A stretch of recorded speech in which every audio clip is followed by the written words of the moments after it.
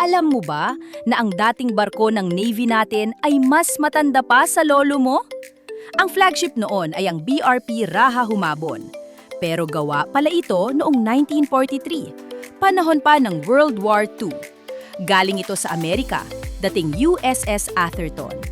Sumabak sa giyera at nakapablubog pa ng German submarine. Ipinasa sa Japan, tapos binili ng Pilipinas noong dekada 70. Naging isa ito sa pinakamatandang barkong pandigma sa buong mundo. Tinatawanan tayo, Antique Navy, sabi nila.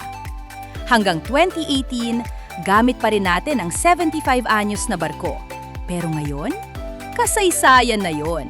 Meron na tayong BRP Miguel Malvar, isang bagong guided missile frigate galing South Korea. May tunay itong missile, phased array radar, at 16-cell vertical launch system. Hindi na biro. Pinangalanan ito kay Miguel Malvar, ang huling general na sumuko noong Philippine-American War. Simbolo ng laban. At kamakailan, sa isang live fire drill, binagsak ng barkong ito ang isang drone mula sa himpapawid.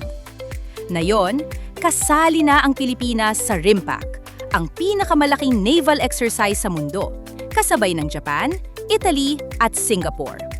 Mula pinakaluma sa mundo, naging drone killer. Pero ikaw, kaya na ba nating tapatan ang China sa dagat?